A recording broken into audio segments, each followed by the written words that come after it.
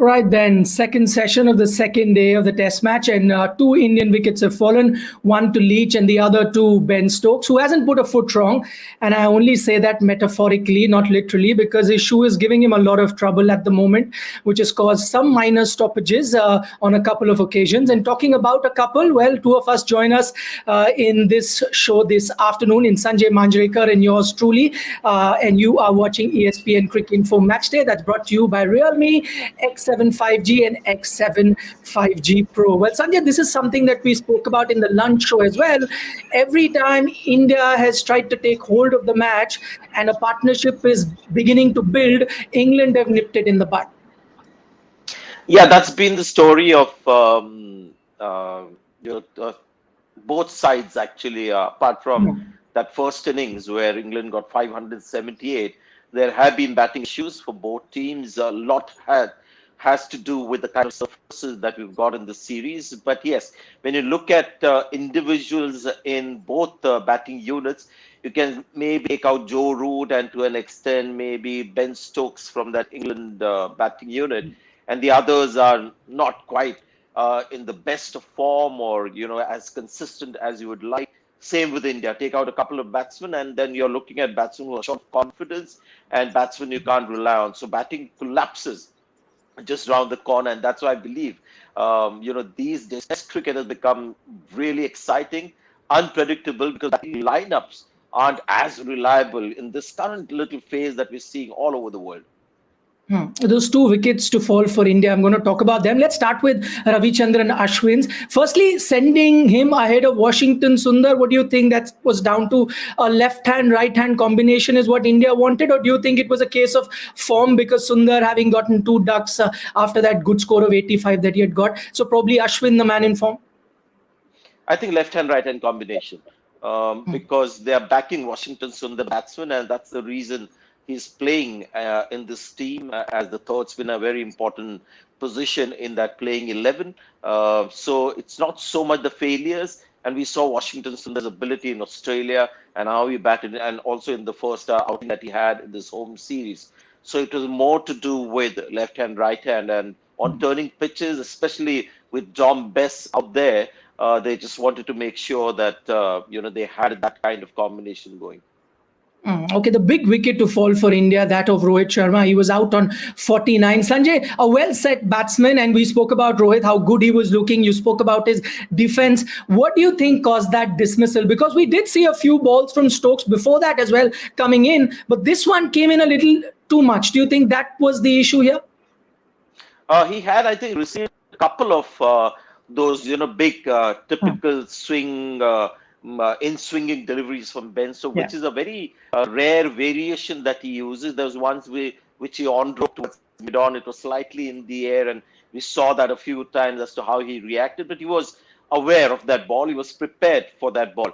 Just my view, watching that dismissal and the preamble to that dismissal, I would say it was a lapse of concentration.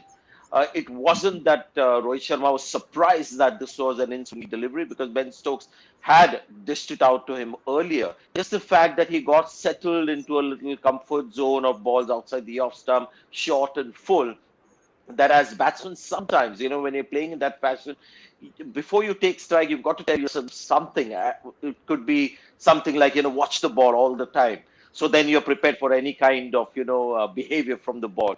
And if you've got 3 or 4 outswingers or balls that are leaving you, then you tell yourself as a batsman that there could be that surprise incoming delivery.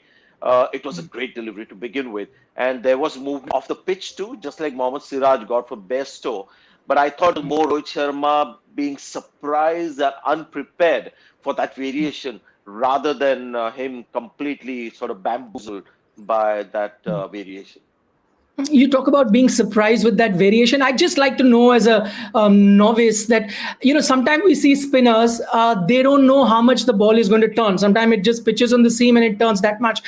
Is this something that Ben Stokes can execute at will, this much turn of the ball coming in, or just sometimes it's a case of just, bouncing on the seam and it just happens to come in that much? See, the intention was to bowl the in-swing, and that is why I feel that it was a dismissal that Rohit Sharma will not be too happy about. I mean, most batsmen are not happy with any dismissal, but it wasn't a case of a ball just coming straight off the in the air with a straight wrist action and then nipping back off the pitch. There was a clear, release of this kind, which is always an indication that the ball is coming back in. When he was leaving balls outside the off stump, getting it to, leave the right hand, you could see the wrist position was like this. So when you do something like this, it's an immediate sort of warning for the batsman that this is a ball coming back in. And it was also a case of late in swing. So it was a very early caution or, sort of warning to Rohit Sharma, or early sign that the ball was coming back in. Just the fact that Rohit Sharma was perhaps not quite focusing enough, and the ball off the pitch as well, jagged back very quickly. The pace also, interestingly, this SG ball, Nikhil, is still coming rapidly off the pitch. It hasn't gone soft like it did in Chennai, so maybe it's got something to do with the surface. So yes, to answer your question, sometimes the bowler himself is surprised. That's exactly what he's tried, but it's just happened a little better. It gets a little enhanced naturally. Let's talk about Rohit Sharma, the batsman. You said how impressed you were with his defense. He's now become the leading run getter in this particular series too. In a series where runs have been hard to come by, he's been the most consistent performer so far. Excellent signs for India, and this has been happening for a while since he made that comeback in Test matches against South Africa at the top of the order. He's just been very consistent. He's getting hundreds at the top. There was a little overseas break that he had, in the sense that he played some overseas Test matches, got a couple of 50s. I wish that those could have been converted into 100, because that is something that Rohit Sharma at this stage of his career needs to do, because there is a huge disparity in his home numbers and overseas numbers. But, having said that, in the last 5 years, the Rohit Sharma, the Test batsman, Rohit Sharma's defense has really improved considerably. And that's one of the reasons why he's become such a consistent one-day opener as well in all conditions. I mean, 5 World Cup hundreds in England is something to be proud of. So this is a Rohit Sharma who has tightened up considerably in the last 5, if not more years. Interesting you talk about him moving up the order, because the numbers also seem to suggest that ever since he's gone in as the opener in Test match cricket, before this Test match, he's got roughly about 1,000 runs in 10 games, and that too at a strike rate of 67.51. I know I'll take it with a pinch of salt, because most of those games came in India versus South Africa versus Bangladesh, but then he had a series in Australia too. Okay, just moving on to the English spinners, Sanjay, and you spoke about how you would have liked to have seen Joe Root probably bowl ahead of Dom Bess. He's just bowled 3 odd overs. Would you have liked to have seen him bowl a little more? I know he didn't start well with Rishabh Pant attacking him, but could have given him a little bit more overs. Yes, I was trying to sort of rack my brains as to why Joe Root took himself out quickly from the attack, and maybe the reason was Rishabh Pant, because with Bess, what you get also is a little bit of teasing flight. And if you see the kind of wheel placement that England have, they are looking to get Rishabh Pant to play the big shots. Virat Kohli has a completely different approach. So if he was actually captaining against Rishabh Pant, he will immediately have a long on and long off and somebody for the cut as well. Whereas Joe Root wants to sort of dangle the carrot at Rishabh Pant. And with him bowling so quickly, I mean, his average speed is over 90. Joe Root, he knew Rishabh Pant wasn't going to take too many chances at all. He would play the reverse sweep.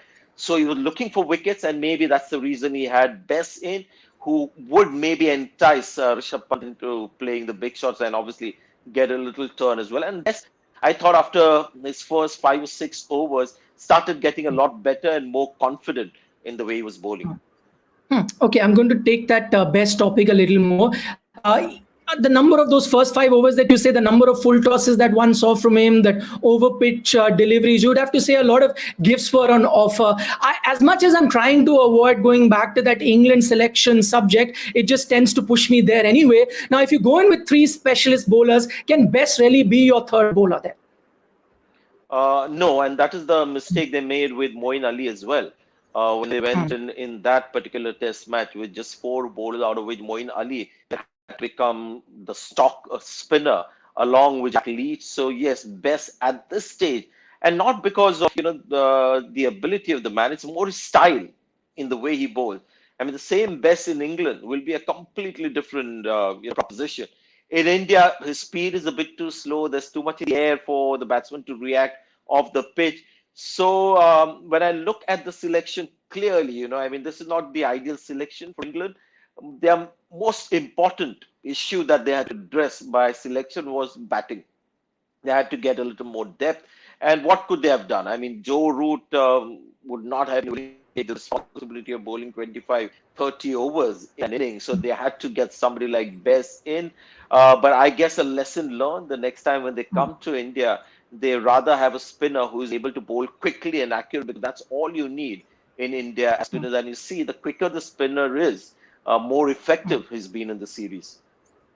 I'm just looking at, the old adage of pick your best bowlers, and just thinking from England's perspective, they'd find themselves in a catch-22 situation, because the last test match, I think that's the mantra that they adopted. Let's go in with our best bowlers, irrespective of that being a spinner or a fast bowler. I think that was the mantra they went in with. The last test match didn't work out. But this test match, you end up seeing that is exactly what's working out. The three best bowlers have been the ones that have picked up their wickets. Could they have then stuck with that mantra itself, continued in this test match, or was it difficult after what happened with the pink ball test? It's a very interesting question and a good observation as well. See, what happened in the last pink ball test match? They got ruled by the experience of pink ball test matches, where the seamers have generally ruled the roost and dominated. So that's why they got the seamers in. They had all of them fresh and raring to go. There are three seamers and compromised on spin. So the mistake, and eventually it turned out to be a blunder, was they got dictated too much by the theory of day-night test matches, where seamers dominate, and maybe didn't pay too much attention to the actual surface. And for the first time in the history of cricket, we saw a pink ball test match or a turner, because generally seamers have dominated day-night test matches. So that was the first turner. So that was a mistake. And I think they've learned from that one, where in this test match, although they've got Dom Bess, if you see the number of overs that Anderson has bowled and Stokes, thankfully Stokes is has become the workhorse now for England.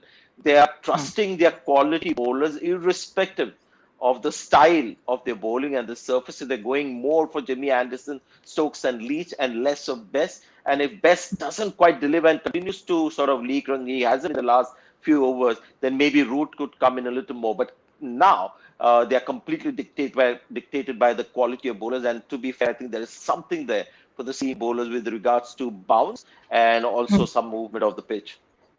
Okay, fair point about, there being some sort of assistant for the fast bowlers, as you're saying, in terms of bounce too. But what does England now do in the final session of the day? I'm taking a look at the number of bowlers. Anderson, Ben Stokes have done majority of the bowling, 17 overs apiece so far in the innings that I'm looking at. How much more can Joe Root get out of them? Because I understand one end, probably give it to a Jack Leach or rotate it between Bess and Root, but you'd need a fast bowler. Can he really get the maximum out of his tiring bowlers now? Ben Stokes has done a lot of work in that session. So I think he's very careful about, which seamer gets bowled in which session. So you might see Jimmy Anderson bowl a little more. And this SG test ball is helping the seam bowlers at any stage of the innings. We've seen with Jimmy Anderson, Stokes, that the ball has done something when it's been new and when it's been slightly old. So that, I think, theory will continue. There are two left-handers batting at the moment. So I just hope that doesn't get Joe Root to think only of off spin, because then he has to bowl Bess a lot, who in this particular quartet of bowlers that they have is perhaps the least the least of the threat. So irrespective of having two left-handers, he must trust Leach a little more, and the Rishabh Pant, keenness of going after Leach could be tested in this session, and see how Rishabh Pant goes against him. That takes me to a final point of Rishabh Pant, and to say that he's going to be crucial for India is going to be stating the obvious. But we've seen a more determined Pant this time around. He was circumspect to begin with, a little cautious, has now gotten into his own. And whenever he's getting the opportunity, only attacking then. But the rest of the time, he's happy to stick around on the crease. This guy, every time he comes into bat, I'm sort of watching, leaning forward. Because I have... he is like an enigma for me for a long time. A really fascinating subject to study in Indian cricket. And there have been occasions when Rishabh Pant has batted defensively. In his debut innings, he got 20 in England, and it was a very defensive, wonderful inning. And even today, when you looked at him against Jimmy Anderson or Stokes or Leach or Bess, he looks comfortable in defense. He's not like a fish out of water when he has to only defend and then wants to attack because he's left with no choice. So he doesn't look to attack to survive. So very interesting in the way that he still has this temperament, looks very calm. Doesn't matter. He's batted for almost 2 hours. It doesn't matter if he's got a 40 or a 50. The odd, of course, attempt is made to play the big shot. But this is a guy who has a decent defense and doesn't get too ruffled if he's not getting runs or his boundaries are stopped. All right. All eyes then on Rishabh Pant. Sanjay Manjrekar, thanks so much for joining us. The first target for India now would be that 205-run target that England sort of set in the first innings. They still trail by 52 runs. But as I mentioned, Rishabh Pant is on crease, and giving him company is Washington Sundar. We'll see you now at the end of the day's play. You're watching ESPN Cricket Info Matchday, brought to you by Realme X7 5G and X7 Pro 5G. Thank you.